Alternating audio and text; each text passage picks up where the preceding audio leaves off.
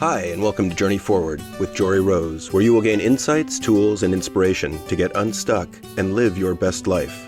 Jory is a licensed marriage and family therapist with a passion for helping people cultivate awareness and authenticity so they can show up fully in all aspects of their life. And now, here's Jory. Hey everyone, welcome back to this week's episode of Journey Forward with Jory Rose. As I've been talking about, October is Emotional Wellness Month, and I am taking this opportunity to delve much deeper into the how to integrate mindfulness and meditation into your life, as I see these as the fundamental and foundational tools for creating wellness. Today's episode is going to be all about the myths of meditation, and I want to debunk all of the reasons that I hear people saying, I can't meditate, and hopefully give you the insights into why you don't have to have any more excuses from preventing bringing meditation into your life. So I've asked this so many times to so many of my friends and family and especially clients, whether or not you have a meditation practice. And if you don't, why not? So I'm here to ask you, do you have a meditation practice? My guess is you're probably saying to yourself something like, this is really something I should be doing. I know I hear that it's going to provide all these great benefits for me. I know it's good for me. It's good for my mind, body, and soul. It's good for my health. My doctors say I should do it. My stress levels are high. My blood pressure is high. I'm stressed and I'm overwhelmed. And yet, for some reason, people really don't cultivate and or maintain a consistent meditation practice. So why is it that you think you don't? And if you do, you might still have some resistances. So hopefully, even if you do, I'm going to go through even more of the myths that maybe can even help you so you can continue to deepen your already existing practice. So when I first began, I was told that I had to meditate for 20 to 40 minutes a day in order for it to be, quote, valid as the foundation of a mindfulness practice. Well, I don't know about you guys, but at that time, about 10 years ago when I had young kids, if I had 20 to 40 extra minutes a day, I can guarantee you I wasn't going to spend it in meditation. There was always something better I could do other than just sit in stillness. But that was before I actually learned I don't really think you need to meditate for 20 to 40 minutes a day. So no disrespect to all the amazing teachers that I had, but I'm going to call bullshit on that one because I really believe consistency and intention is key. It's not how long you do it for, it's the fact that you're doing it at all. So hopefully right off the bat, this gives you some greater permission for maybe some of the myths or the expectations that you were thinking meditation had to look like. Okay, so whether I call them a myth or whether they're an expectation or whatever it is, to me, these are all the reasons why people don't. Okay, so in no particular order, I'm going to go through and list what I hear most commonly, and then be able to debunk it as to why you don't have to have that be the reason you're not practicing. Okay, first one. Again, no particular order. I'm not good at it. Okay, well, this begs the question, what does it even mean to be good at meditation? It is so often that people sit down to meditate with an expectation that it's going to look some particular way. So, this is the question. Consider for a moment, what do you expect a meditation should look like? Well, many people have the assumption that if I'm meditating, I'm feeling peaceful. I'm going to be all Zen-like at the end. I'm going to have a clear mind. I'm going to be free of distractions. I'm not going to be agitated. I am going to be in a blissed out state. Well, those all sound lovely. And maybe over time you may get there. And it is by no means a guarantee, nor is it a have to in order for it to be a, quote, good meditation. So there really is no such thing as being good at meditating or not. There's really just, are you practicing or not? So no judgment if you're not. I'm here to help debunk all the reasons as to why you don't think you can do it. So what do you think it means to be good at meditation? Well, it might mean you think you have to be good at focusing or paying attention to a particular object, such as your breath or something you're looking at or something you're hearing. Or maybe you think you have to be good at being able to clear your mind or be free from distractions or being able to sit still. Well, let me just tell you, you don't have to be good at any of that. This is all a practice. But if you expect yourself to have it look a certain way, and then it's not that way right off the bat, you're going to feel defeated. You're going to feel like all your expectations in your head are true, and you're just not going to do it. So to me, there is only one good meditation. What is that? It's simply the one you show up for. That to me makes it a perfect meditation. It's the one that you actually did. It's not the one that you had the clear mind. It's not the one when you were less distracted. It's not the one when you were able to stay present or stay focused. It's simply the one that you did. Okay, moving on. What's another thing I often hear people say? I don't know how to meditate. Easy assumption that we don't know what to do. So I want to really simplify it for you. I simply define meditation as practice for everyday life. So can you do that? Of course you can. What does that even mean?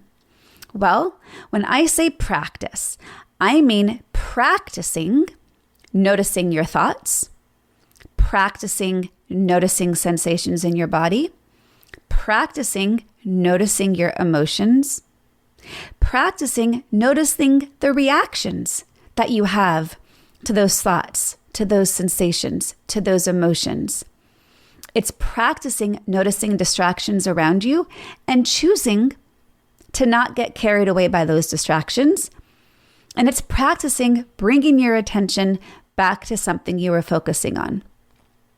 So there's two intentions of a meditation.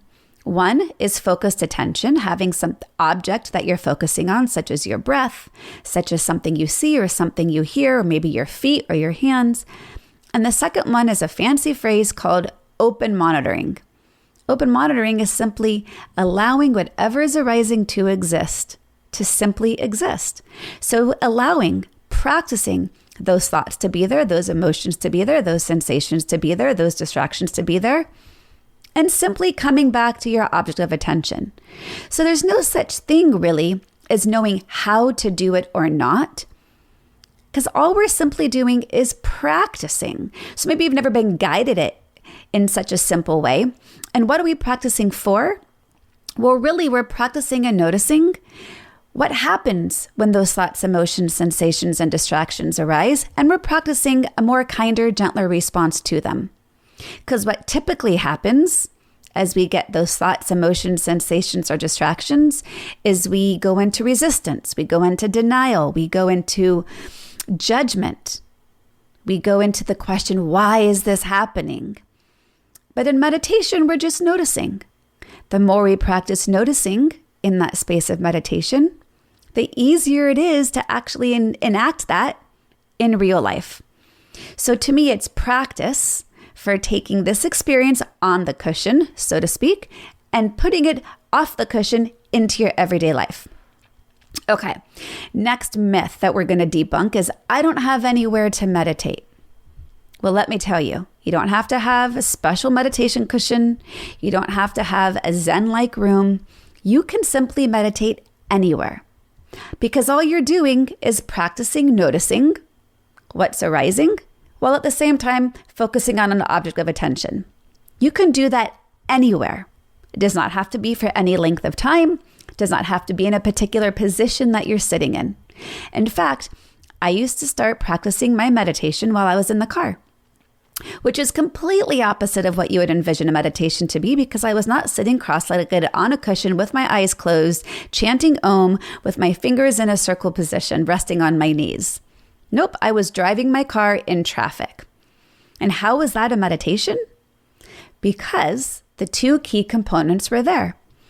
I was practicing, focusing on deep breathing, breathing in, breathing out, and I was noticing what was around me without judgment. I was paying greater attention to the color of the cars. I was noticing the trees on the hillside or the flowers blooming. I was honoring the fact that if there was traffic, okay, so there's traffic. I didn't cause it. I didn't create it. I can't make it go away. The more I hate the traffic, the more I judged it, the more anxious or stressed I got. But if I simply just was able to observe it as traffic, it just is what it is. My stress and anxiety went down, my presence went up, and I got to wherever I was going feeling more calm and present. So you don't need to be in a particular place. You can practice meditating standing in line at the grocery store. Rather than automatically pulling out your phone, scrolling through Facebook or checking your email, you can simply stand there and just notice the tendency to grab your phone. You can notice the judgment arising that you're standing there in line. And instead, you can choose to just be. You can choose to breathe in and exhale out. You can notice these judgments arising and you can choose not to enact them. You can choose to engage a different pattern rather than the habit of mindlessly grabbing your phone. Okay, another myth. The people around me don't support me in a meditation practice. So maybe that's your family members, maybe that's your partner, maybe that's your children. Well, since I just said you can do it anywhere, and I just said it doesn't have to be for any given length of time, they don't even have to know you're doing it. You could be in the shower and use that as a meditation. You can lie in bed at night as you're getting ready for sleep, and rather than aimlessly scrolling through your phone or simply lying in bed with your body all tense and your mind racing, you can use that as an opportunity to focus in on your breath, notice your thoughts, not attach to your thoughts, have compassion for your day, set an intention for the next day, choose gratitude for something that happened. That, my friends, is a meditation. So it doesn't matter if the people around you support you or not, or give you space or not, because remember, there's a lot more flexible rules that I'm giving you, so there's no need for that have to be the thing that stops you. Okay, again, no particular order. Meditating goes against my religion. Well, this is under the assumption, the misguided assumption, that these tools, as are rooted in ancient contemplative practice of Buddhism, is the antithesis to any other religion. This is simply not true. These tools are a practice. They're a way of life. They are a way of being, a quality of presence that you show up. They are not the antithesis of believing a certain theology. So maybe consider when you are sitting in your church or your synagogue, are you even present? Or is your mind wandering, just waiting to see how long this sermon until it's going to be over? Because you can use your meditation and mindfulness practice to actually strengthen your religious connection. Nothing about it is counter to your religion. It simply is a way to be more present in whatever it is that you're doing. Okay, more myths to debunk. I can't meditate because my thoughts won't stop.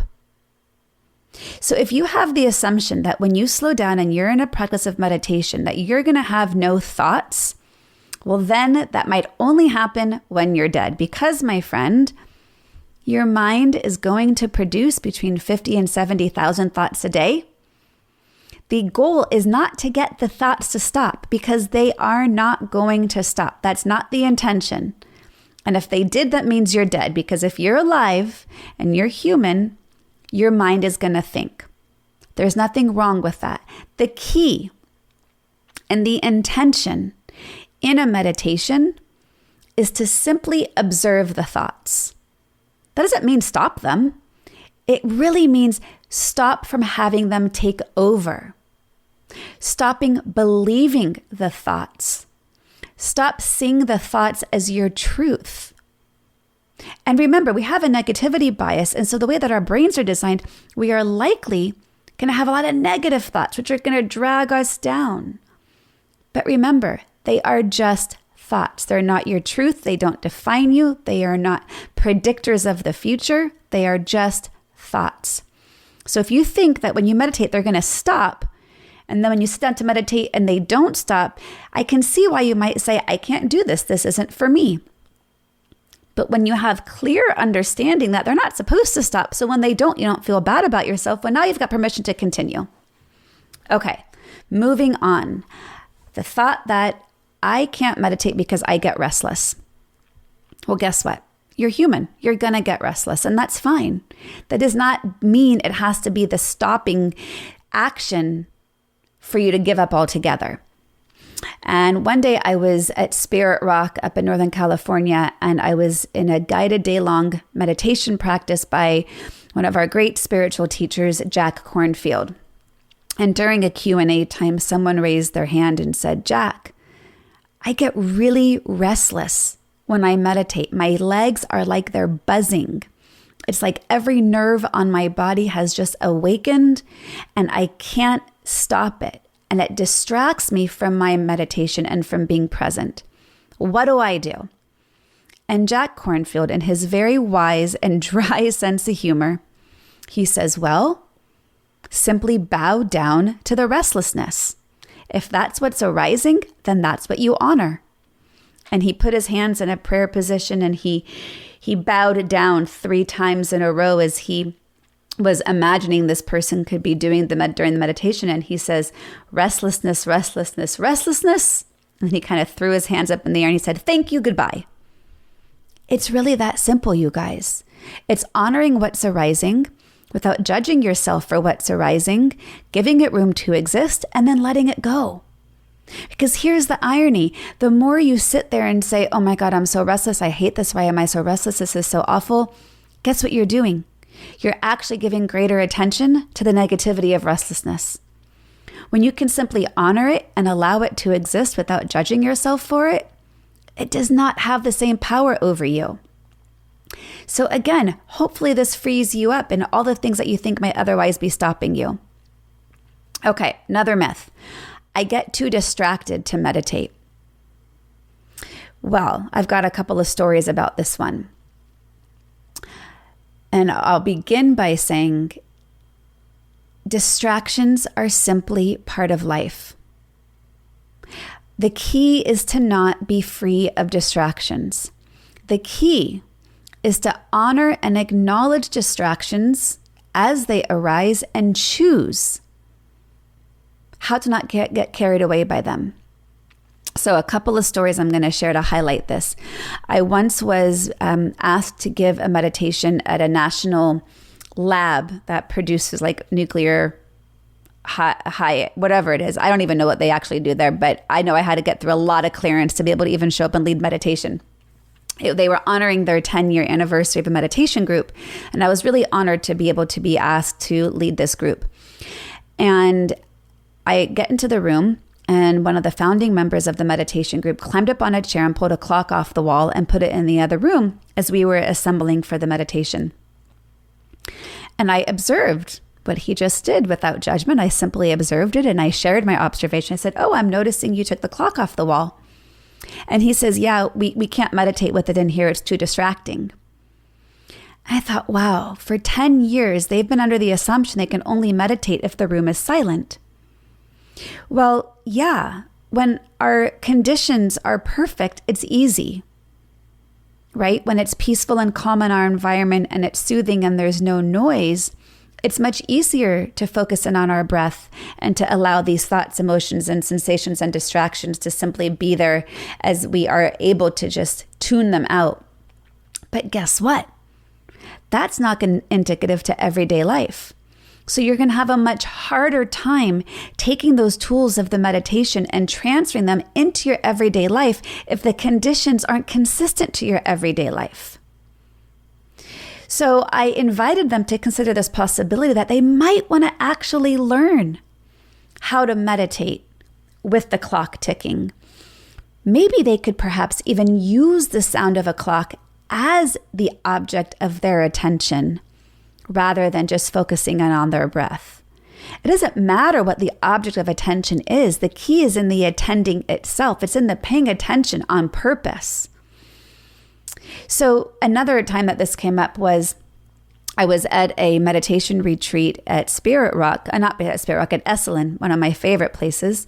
And the meditation teacher, you would lead a silent day of meditation at Stanford University. And he said one day he walked into the room where he had always led the days of silence, and there was a plastic partition down the middle of the room. And on the other side of the plastic partition was jackhammering. Well, he instantly freaked out and said, oh my God, how can I lead a meditation for 6 hours in silence while there's jackhammering on the other side of this plastic partition wall? He actually said it ended up being the best day long of silence he had ever led because the loud conditions forced them to be in greater practice. It forced them to have to tune out the noise and tune inward to their breath and increase their focus and attention and let go of the judgment, of the righteousness that I should have silence because I'm sitting here in meditation. I have one more example to share about this because it's one of my favorite stories. I, early on in my meditation practice, would get up early in the morning and would meditate in my home office, in which at the time I was still married and I shared the office with my ex-husband or husband at the time. And he had a computer that he always kept on. And it was one of those big CPUs, a big tower that had the motor always going. And I'm sitting here, it's early in the morning, and I'm enjoying the silence.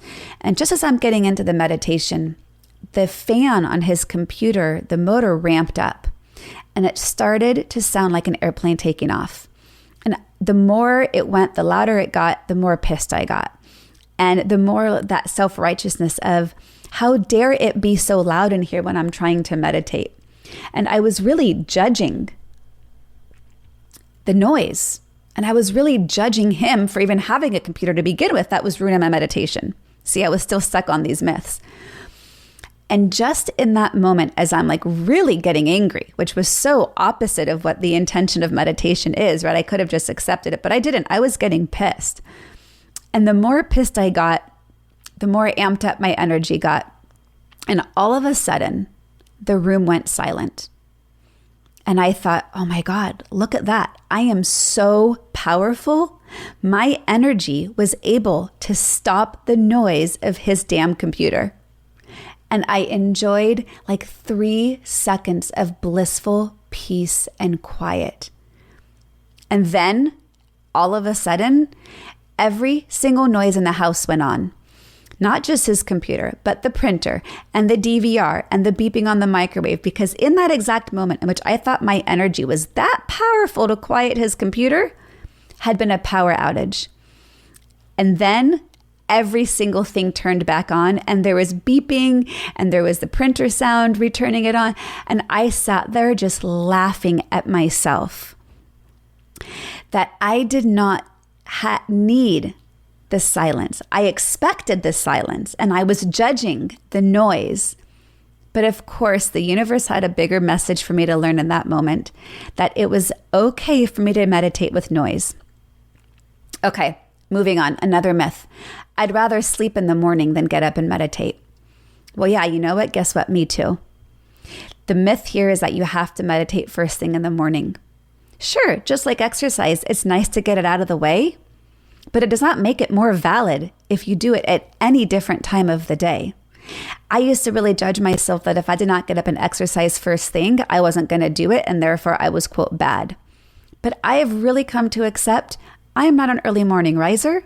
The more I try to be, the more difficult I have a time of it, the harder I'm going to judge myself for it. But you know what? I have a lot easier time exercising in the afternoon. I can do that. So remember, you don't have to do it at any particular time of day. It works whenever you do it. Remember, the best meditation is the one you show up for? Okay. Another myth. Meditation doesn't work for me. So this is a really interesting one because in it inherently implies that the meditation is supposed to be doing something tangible, where you have some attachment to a particular outcome. Well, as soon as you have an attachment to a particular outcome, you are focusing on some future goal which inherently is taking you out of the present moment. So right off the bat, it is the antithesis of the intention of meditation, which is to be present.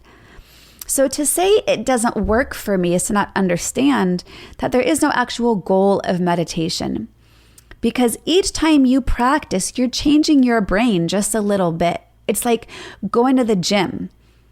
If you lift the weights, your muscles will get stronger. Same thing with meditation. You don't have to be good at lifting the weights for your muscles to still grow, for you to get stronger. Even if you lift really small weights, you're still good at it. So there's no baseline of comparison of what you're comparing against. It is simply a matter of, it's the practice in and of itself.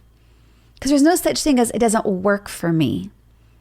Because all we're doing is breathing or focusing on a particular object. Now you can say, I have a hard time in doing this. Now that would be a much more accurate statement. And saying I have a hard time with it is different than I'm not good at it. I'm not good at it implies that there's one way to do it, one way, right or wrong. To say I have a hard time is a more self-compassionate response. It's more open-minded than fixed-minded. To say I can't or I'm not good is kind of, it just shuts it right down. To say I have a hard time to leaves you open for growth. Okay, another myth. I don't feel peaceful, calm, or zen-like at the end. Great, that's fine. Accept whatever you feel as normal for what you're feeling in that moment. Again, attachment to the outcome.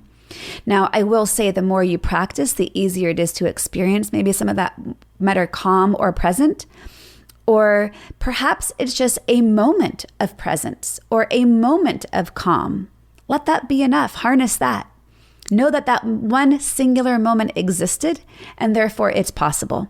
Is it possible for all 2 minutes or 10 minutes or 20 minutes? Possibly not. And that is 100% okay. All right. Here's a really tricky one. I don't meditate because I don't like what comes up for me. Or I'm afraid of what I'm going to feel. Or I'm afraid of what I might have to face. Now, here's where I want to give a caveat to meditation. If you've experienced trauma, have severe PTSD, have any psychosis, have had abuse, sexual abuse, physical abuse, the practice of closing your eyes and going inward into your awareness and into your body may not be conducive to your mental health at this particular time.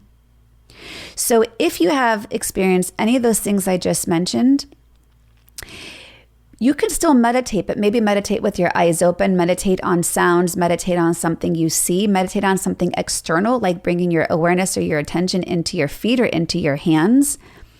I would not recommend closing your eyes and focusing on your breath, because if you have that trauma, it can be really difficult and can be really dysregulating, especially if you're not working with a therapist or a mental health professional to manage and regulate the trauma and the getting outside of the window of tolerance that you may be experiencing. You don't want to re-trigger any trauma.